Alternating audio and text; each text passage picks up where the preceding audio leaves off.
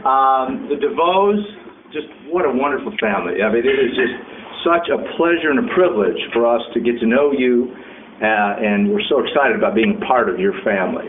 It's just been terrific, and so many ties we've had together. I want to thank your family and friends for being here. And Cindy and I want to thank our family and friends for being here to celebrate this occasion, and of course all of you who were in the wedding party at this magnificent location. I don't know how many of you know very much about the Willard, but it is a hotel that has withstood the test of time. It traces its roots back to 1816, so it's almost 200 years old. And it wasn't until 1847 that it gained its name from Henry Willard leasing it and then purchasing it from Colonel John Taylor. And there was a dispute that arose over not only the price, but the method of payment. And for all the lawyers in the room, that case went to the United States Supreme Court in 1869, and it's the case of Willard versus Taylor, and the Supreme Court split the baby. Mr. Willard got his price, but he had to pay it in gold coins because that was deemed to be more valuable than currency. Every president going back to Pierce has either stayed in this hotel overnight or attended an event here. That's why it's called the Residence of the Presidents. Martin Luther King Jr. penned his I Have a Dream speech in this hotel in 1963. And legend has it that the term lobbyist arose because Ulysses S. Grant used to sit in this magnificent lobby sipping brandy and smoking cigars, and everyone would come and ask for favors, hence the term lobbyist. So to be in a place that has withstood the test of time, to enter into this wonderful occasion that we know is going to also withstand the test of time, I think one of the ways that we know that is to understand, as Victoria and Joel do, the difference between good luck and a blessing. There's a real big difference there. When you meet someone, it sometimes gives you an early indication of whether they might be a Christian because of the way they'll describe something that happened in their life. I really had good luck, a good fortune, or I was really blessed that this happened. Joel and Victoria are really blessed. They say opposites attract. And when you look at Joel and Victoria, you say, where's the opposite in that?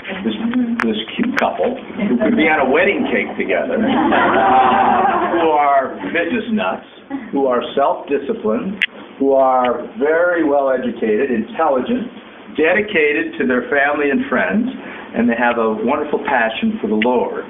They're so similar. But I think the idea of opposites attract is that you want a match where personalities sort of complement each other. And there really is a difference between the two that I think will work to their benefit. Joel never relaxes. He is always on the run. He's squeezing every second out of every minute. Victoria, while hardworking, she'll sit on a couch occasionally, right? And she'll watch her favorite TV show. And of course, it's a DVR, so she doesn't have to waste any time. Or she'll be on the beach, swimming pool, reading a good book. Whereas Joel, if he's at the beach, he is playing freeze frisbee. If he's in a swimming pool, he's swimming. If he reads a book for leisure, he's driving 70 miles an hour, listening to books on tape, right? So that is going to be complementary. Also, Joel is a bit of an introvert, like his mother.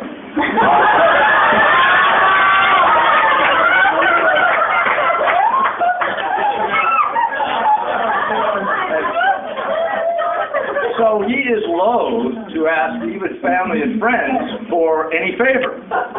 Whereas Victoria, if you have her as your partner in a scavenger hunt, she'll go up to a perfect stranger and ask for a bottle cap, tea, match cover, whatever you need. Victoria is there to get it because she's out there. And that's very complimentary to have that. But an area they are opposites that many of you would not realize is in the area of luck. Victoria will describe herself as someone who always has good luck. And she does, whether it's playing bingo, whether it's figuring out how many beans are in a jar, whether it's coming to our family white white elephant gathering and walking away with the best present. She has good luck. Joel has no luck. Joel decided for the first time to roll over when he was a baby on the counter while his mother was making Christmas cookies, and it turned away and he fell to the floor. Every Christmas present we would buy that boy, or birthday present, just wouldn't work. If you bought him a helicopter, it wouldn't fly. If you bought him a motorized car, it wouldn't move. If you bought him a game or a toy, the pieces would be missing, or you wouldn't have the right battery.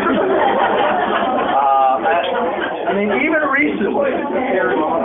recently, Joel's at home, he doesn't have his car, and his choices are his brother's Jeep with a standard transmission that he can't drive, or his fiance's baby blue Miata with a Hello Kitty license plate.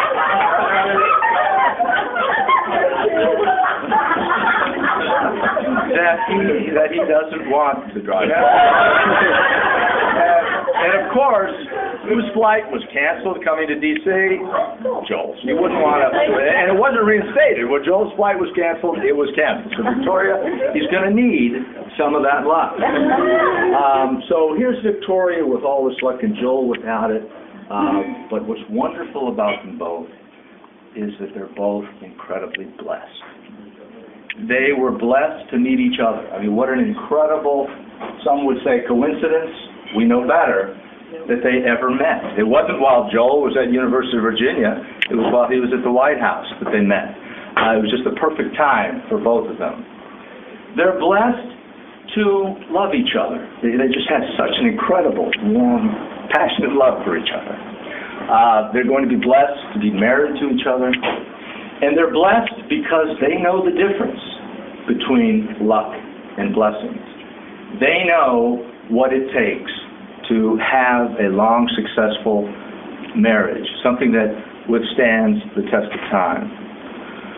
Good luck is maybe finding a parking spot in a busy street, or having a good hair day if you still have hair.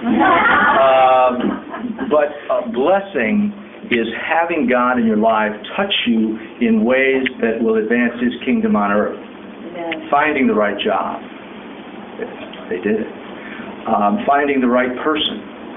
They did it. And that's going to be so impactful down the road. They know this. And what we would hope and pray for you, and know that you'll do this and have a long, happy marriage, other than saying, yes, dear, and how can I help, right? Is that God will be the head of your household. He'll be the unseen guest at every meal, the silent listener to every conversation. And your marriage guide will be the Bible. And so will you stand and raise your glasses to Victoria and Joel and their wonderful, happy, long, blessed marriage together.